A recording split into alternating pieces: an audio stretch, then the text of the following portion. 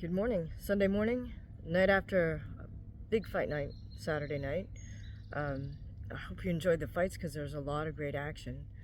There was almost too much to take in. There are two big boxing cards and, of course, the UFC card. Big takeaway, of course, I think, was Amanda Nunes with a decisive win, 5 out of 5 rounds for sure, over Did Aldana, and then announcing her retirement.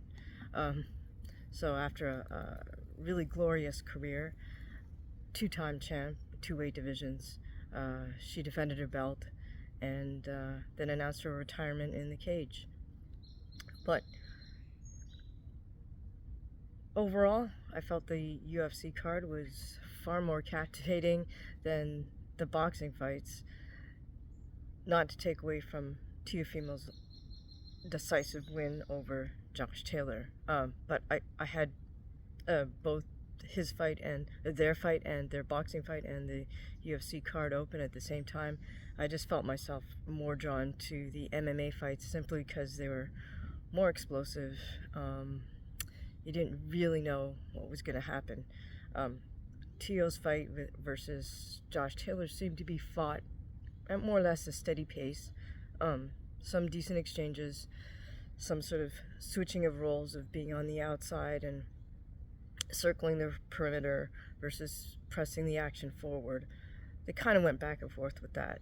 But overall, Lopez came out the clear winner. But jumping back to the UFC card, some very explosive action on the undercard. My big takeaways were Danny Gay definitely made a statement that he wanted to make, which is he's back, and he won in just explosive fashion, breaking down his very durable opponent and then finishing him off, with the striking. So that was huge statement made by Danny Gay on the undercard. Co-main event,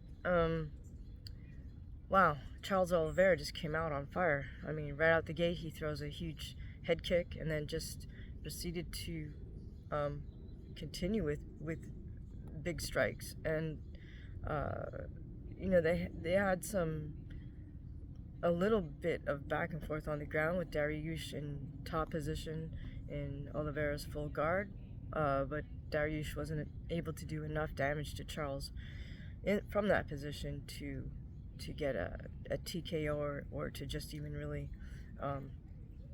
take anything away from Charles in terms of energy or damage done. Overall, I mean, I didn't see anything necessarily lacking from Dariush. I think just at the end he did get caught by Charles's strikes. I think it looked like a jab and a hook from southpaw stance that got Dariush down on the ground, and then Oliveira was able to take his back and then capitalize on that with the ground and pound and then get the stoppage. So I feel like, in a sense, Dariush just never really got going into the fight. Now, on the other hand, I would give, even though Dariush got KO'd in the first round, I would give him more credit than I can give Aldana in the main event. Now, I did not watch the post-fight or press conference. I haven't looked at any interviews this morning, Sunday morning, so I don't know. Maybe this question has already been asked of Irana, and maybe she already answered it, but did Aldana even spar to prepare for this fight? And I'm not saying that to be insulting. I'm saying that from looking at her movement or lack thereof and her hesitation in the cage. She never got going. She really never got going. She didn't even start throwing her jab out there to at least try to break up Amanda's momentum or rhythm. Instead, she chose to keep that super high guard. I call that a shell guard because it's a little bit different than having just a high guard with your closed fist and your hands away from your head a little bit so you can parry punches at a little bit further away from you. If you adopt this shell guard, I mean, you're almost saying, I'm willing to take the punches. Problem with that, of course, is, as Amanda was able to do, you can split that guard straight down the middle. And if the other person isn't moving their head, which Irena did not use the shell guard with the head movement or effective footwork. There's no guard, whether it's shell guard, high guard, cross guard, whatever, that can be static. You can't just adopt a guard and stay there frozen straight up and down. You have to move your head, and you have to move your feet effectively, because the whole point is you are trying to get better position to land your strikes on your opponent. You don't just want to be a more or less semi-moving target for your opponent. So I wonder about that. Irena also didn't seem to be comfortable with distance. In other words, when she did throw, sometimes she would step in, or Nunes would step in, close the distance, and then Irena was stuck kind of in that mid-range where Amanda would then tee off on her with a counter combination. And that is just something that definitely needs to be practiced live, where you throw your punch, you land it or you miss, but then you shift your body or your feet to create another angle, because you don't want to get stuck in that mid-range and just be a target for counter punches. Which brings me to a third point, which is Irena's footwork just looked really hesitant. She almost looked like, when they took a long shot with the camera, Irena looked like she was trying to walk a tightrope a little bit. She didn't use her height advantage to just keep Amanda off her with a long jab and mobility. So I really question what went on in her camp. Her corner, I mean, before the third and fourth rounds, were kind of saying, hey, you need to get going, you need to throw punches. But if you haven't done that in camp, it doesn't matter how much you implore your fighter to do that on the stool. If they haven't done it already, if they hadn't already been through the fire and been testing a little bit, they're not just going to suddenly go, okay, I'll follow your instructions, and you just can't do that. It doesn't happen. So that's why you do need those mentally tough sparring sessions. Ones where someone's kind of stepping to you a little bit, making you uncomfortable. You got to work your way through that. Absolutely do not need to go through crazy physically punishing sparring sessions. By that I mean where someone's just wailing on you and you have absolutely no defense and you don't know what to do. Those sparring sessions are just not helpful at all. But I feel like maybe Aldana's camp didn't set up good sparring for her, effective sparring for her. I don't know, I'm not privy to that. On the other hand, it did look to me like Amanda was super sharp. You don't get that way just from hitting mitts or hitting the bag. You need to have live sparring, because her timing was down, her confidence was there, and that she knew that she could defend and come right back. Her timing was good that way. So I'm gonna assume she had good sparring sessions. Again, that doesn't mean she went balls to walls with anybody. She probably just had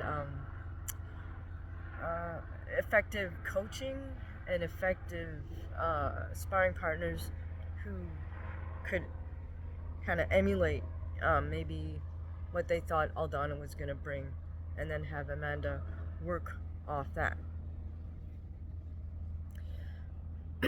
I think some sort of beginning fighters kind of think, oh, well, UFC champion, they got all this money to pay sparring partners, and so of course they get quote-unquote better sparring. Well, it is true, they do have a budget, and they can pay for room, board, and a salary for their sparring partners, but it's really more the mentality of the sparring partners as part of your camp than, you know, the fact that you have all this money. Because you could pay someone that could be not a good sparring partner, in which case you'll probably release and tell them, hey, take your paycheck and you can go home.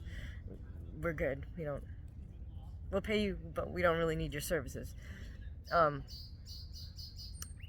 You can still get effective sparring at any level, even when you're not being paid and your sparring partners aren't being paid. If you're just part of a group of people who spar together, you can get effective sparring, even though you're all in different weight divisions and probably all at different levels of experience. The key thing to having effective sparring is the mindset. So you've got to set your mindset on what you want to work on in the sparring session, and hopefully your sparring partners have done so similarly. But even if they don't, if you decide what you're going to work on, then that session is more effective. It's not just about, yes, you want to get the rounds in because you got to get that sparring endurance, which is different, as you know, than running endurance or even weightlifting endurance, strength training endurance. Different thing altogether, sparring endurance. But so it's impressive. Hey, I did 10 rounds today. I did 12 rounds today. That's great. I saw a video that Coach Jimmy Pedro made about judo sparring, which we call randori. And he said that one training camp he was over in Japan, which is notoriously rough randori. And he said he talked to his dad afterwards and said, hey, Dad, I did 5, whatever. It was probably, or no, he did 10 rounds. And for judo, at that time, men were 6-minute rounds. So he did 10 6-minute rounds of hard randori. And he said his father told him, oh, yeah, well, that's great, Jimmy, but what did you work on? And that's always stuck with me, because it's like you can get a volume of sparring in, but for it to be effective, you have to have an idea of what you want to improve on or what you want to focus on for that session. Okay, so for example, let me give you the counterexample. So the wrong mindset is, oh, I'm going to beat everybody up today. Like, you're not going to get very far if you walk into sparring practice with that mindset. I'm just going to beat everybody up. Well, you might beat some people up, but if you step to somebody with that attitude, they can pick up on that energy. And if they're bigger and better than you, at some point they may not want to put up with that, and you'll get tagged pretty hard because you're coming pretty hard. In any case, it's also the wrong mentality, because this is practice. This is not the competition. Yeah, you gotta raise your level, but no one's getting paid to spar. As Coach Benny the Jet would say, you're not getting paid to do this. It's not the fight. Bring your power down, he would say, to a 5 out of 10. Don't go any harder than 5 out of 10. What's the point? And he's right. So, for example, what can you focus on in sparring? You could say, hey, I'm going to practice on working all the different types of jabs I know. Say, for the first 3 to 5 rounds of just focus on jab. Doesn't mean only throw the jab, but focus on getting your jab going. All right, that's one tactic. You can do that against any size sparring partner and any level sparring partner. Something else you could work on is, okay, I'm going to try to get to a certain angle, get to my angles with my footwork. Okay, that's another goal, right? Again, that works on any size, any level. Another approach you could take is, okay, I'm going to try to work on the inside. Typically, you either sort of favor more fighting from the outside if you're sort of a long, lean jabber and straight puncher. So maybe you challenge yourself and say, hey, you know what? I know I'm good at that. I'm comfortable there at that distance. I'm going to force myself to work on the inside. Or vice versa. If you're someone like myself, I'm very comfortable on the inside. I'm going to force myself to stay on the perimeter and just work on straight punches from the outside and pick off my opponent or my sparring partner that way. So whatever it is, I mean, there's no right and wrong, but I think the approach is, before you start sparring session, tell yourself or write it down. I find it's better for me if I write it down, actually, in a little sparring journal. I keep what the goal is for that session, and then somehow that just seems to help have it actually happen better than if I just think about it before I step in there. And then, of course, after you're done, if you can do a little self-eval and reflect on, was I able to do that effectively today? What do I think? What are my takeaways? What worked for me? What didn't work? And it kind of sets you up for the next session of what you want to work on. But to come back to the UFC fights, yeah, I think it just looked to me like Amanda Nunes had great sparring, and I don't know what Aldana did. I know she took it as a replacement fighter, so she may not have had a absolutely full camp, but I mean, in order to accept a fight of that status, I would think that you would ensure that you had already sort of a maintenance sparring base. That's what I call it when you don't have a fight booked. You're still sparring a couple times a week at least, just to keep your reflexes and your eyes active and your sort of everything activated. But then once you have a fight, and then you kind of pick everything up and really hone in on what am I working on for this specific fight. Of course, you bring your conditioning up. You gotta deal with weight maintenance, but the sparring should just really pick up in terms of intensity of intent, not necessarily the intensity of the action, although it will, because you're hyped up because you got a fight coming. So I don't know if anyone posed that question to Aldana yet, but that's one takeaway. I would be curious to find out what she focused on in camp. Is that her shortcoming, or is that her coaching staff shortcoming? I don't know. But bottom line is, if you sign for a pro fight at any level, whether it's televised or not, you need to step your game up with the sparring in terms of what you're focused on, and just working through your game plan for that fight.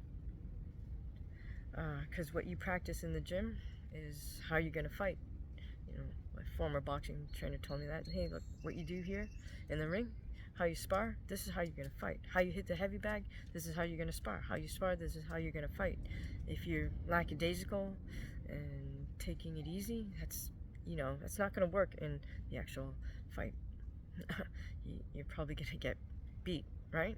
So you got to bring that intention, not necessarily intensity, but intention. You got to bring that to practice every day. Make sure you pack your intention in your gym bag. All right. So that's it. That's my takeaway. Big takeaway from that main event for the UFC card. Kudos to Amanda Nunes for giving us such an awesome career to watch her develop over the years, and to see her perform on such a high level for such a duration is truly impressive. I think there were moments where we questioned and said, hey, this looks like it could be 50-50, for example, versus Cyborg, but she made it crystal clear, no, I'm the lioness, I'm dominant here. And so we thank her for her contribution to MMA, and for bringing so much positivity to the sport and to her audience for so many years. And I think we wish her the best in whatever she chooses to take on next. So have an awesome Sunday, everybody, and we'll see you soon.